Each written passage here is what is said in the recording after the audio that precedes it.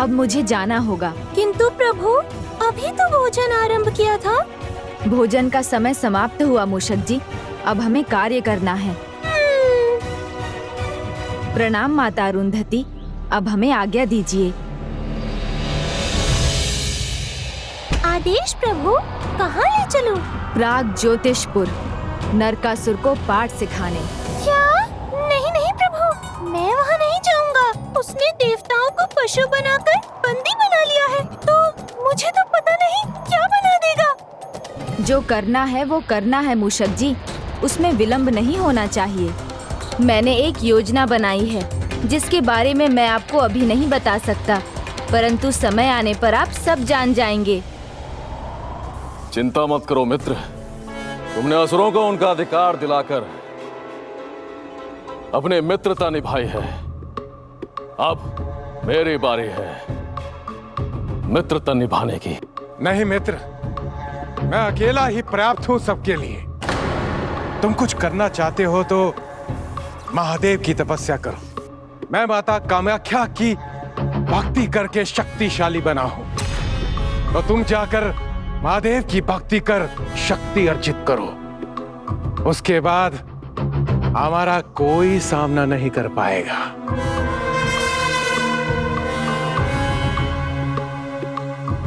महादेव की तपस्या का विचार अति उत्तम है।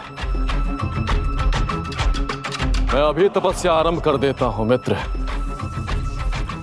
हाँ मित्र, चिंता छोड़ो और जाओ।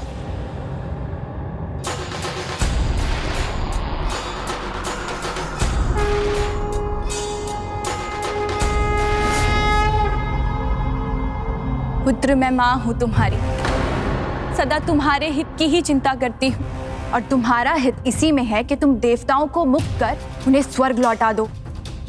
हम इस नगर पर राज करके ही प्रसन्न हैं।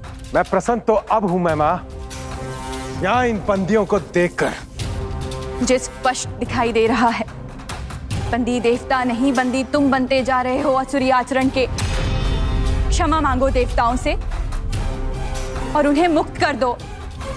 माता, आप सदा से देवताओं का पक्ष धर रही हैं और आज भी यही कर रही हैं। आपको भी इनकी तरह समझना चाहिए। देवता असुरों से शेष नहीं, इन्हें हमारा दासत्व स्वीकार करना चाहिए। अब देखिए देखिए ना, मैंने इनका वध तो नहीं किया, ना ही इन्हें प्रताड़ित कर रहा हूं। काल कोठरी में फेंकने के स्थान पर मैंने इन्हें राजसभा में सज्जा का स्थान दिया है। उस सर्वशक्तिमान के सामने तुम स्वयं को सर्वशक्तिशाली समझने की भूल मत करना। जिसने भी ऐसा किया है उसका अंत ही हुआ है, चाहे वो हिरण्याक्ष हो या हिरण्यकश्यपु, या फिर सहस्त्रबाहु अर्जुन, या फिर अहंकारी रावण। सबका प्रभु के विभिन्न अवतारों द्वारा अंत ही हुआ है। क्या तुम भी ऐसा भयंकर अंत चाहते हो?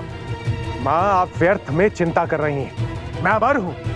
नहीं पुत्र, तुम्हारा जीवन तब तक सुरक्षित रहेगा जब तक तुम अपनी माँ के आदेश का पालन करोगे।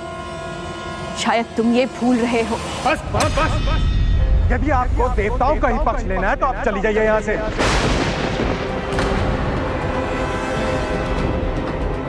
महाराज, प्रभु गणपति प्राग ज्योतिषपुर आए हैं। सूचना आई है कि वो माता कामाख्या के मंदिर में हैं। प्रणाम माता, मुझे आशीर्वाद देने की कृपा कीजिए।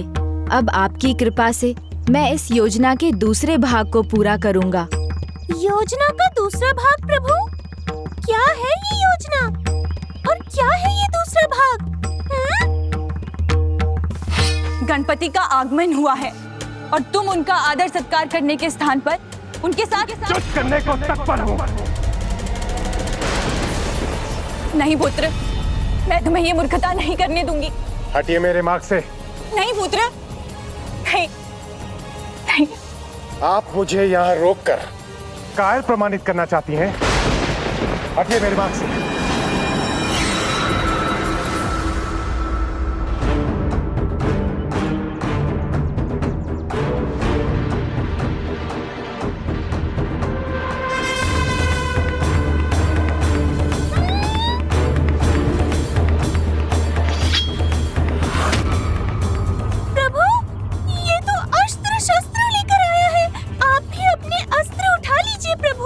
लगता है अब समय आ गया है।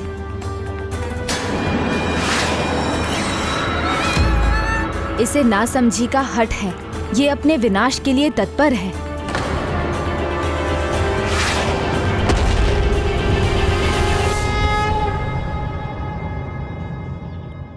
गजानन, आप देवताओं को मुक्त कराने आए हैं, तो आपको खाली हाथ ही लौटना होगा, अन्यथा आप लौट ही नहीं सकोगे।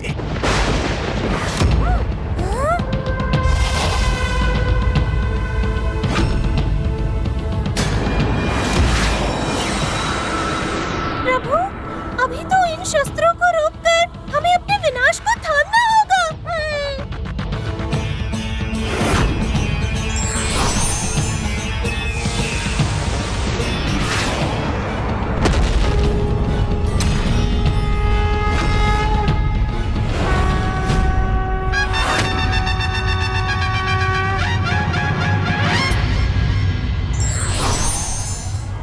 ईश्वर का आशीर्वाद तब तक साथ देता है जब तक हम अपने सत्कर्मों से उसे सुरक्षित रखते हैं।